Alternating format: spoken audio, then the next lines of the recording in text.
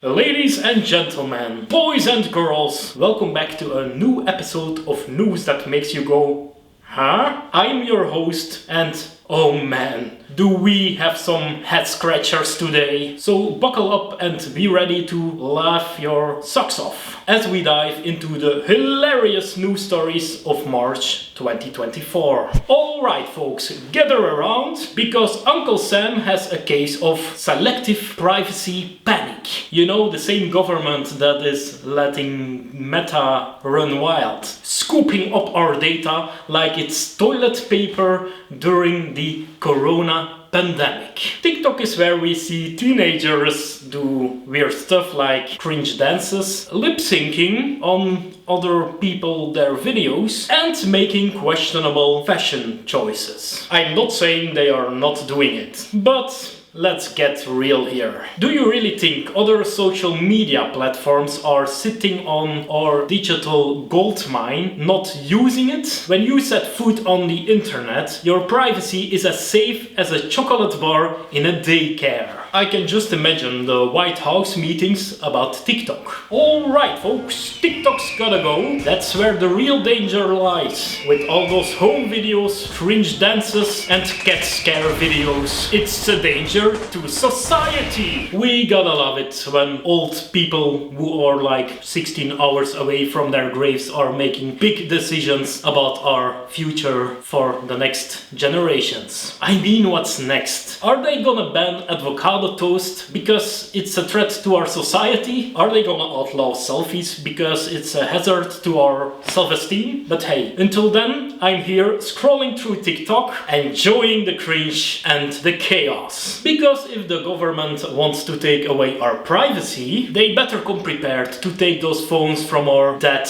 cold hands. Alright, ladies and gentlemen, gather around because I have a blast from the past that's gonna make you question reality. Remember Yu-Gi-Oh? You know, that card game from 150 years ago with the blue eyes white dragon and dark magician. Well, guess what? It's back, baby. But wait, it gets better. Now they have teamed up with none other than McDonald's and Hello Kitty. I mean, talk about a bizarre crossover. It's like mixing peanut butter and, I don't know, pickles? Who comes up with that stuff? So picture this. You're going to McDonald's, ready to shove down a Happy Meal. And what do you see? Yu-Gi-Oh figurines in your Happy Meal. And not any figurines. Oh no, we are talking about a mashup of Yu-Gi-Oh and Hello Kitty. I mean, can you imagine the confusion on a kid's face opening their Happy Meal and seeing Yu-Gi-Oh crossed with Hello Kitty? I'm even confused and I'm not a child. Now, I don't know if this madness was over the whole world in other countries, but in Belgium it was a thing. And